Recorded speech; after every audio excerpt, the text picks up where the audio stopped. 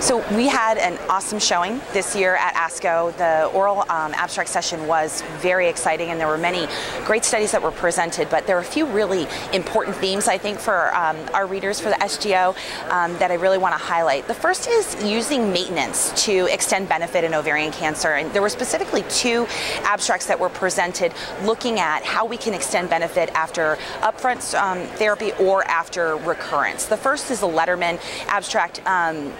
Dr. Letterman and colleagues presented the update of Study 19, which, to remind everybody, was a very large-scale randomized control trial in patients with platinum-sensitive ovarian cancer recurrence. So those patients were treated with standard platinum-based therapy, and if they had any kind of response, either complete or partial, then they were randomized to an olaparib maintenance therapy versus placebo.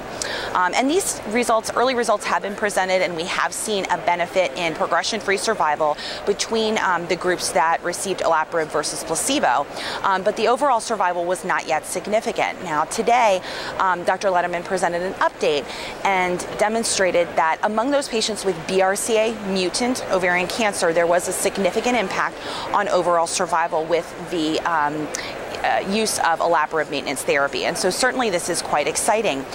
They did see that this extended out over several more years, and so it's exciting to see that that was continued to be significant. You know, more interesting though, there was a population of patients, about 15%, that were on olaparib study drug for more than 5 years. So very long-term benefit. Clearly, a group of patients that we need to truly elucidate why they have such a long-term benefit and how we can potentially maximize that benefit in them, and also identify other patients that could achieve benefit with a relatively low toxic therapy.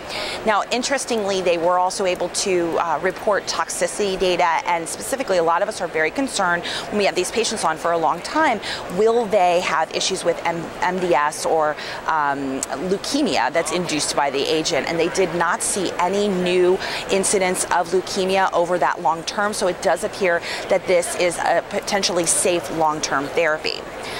On that note, I'll mention briefly a retrospective abstract that was also presented for our low-grade patient population.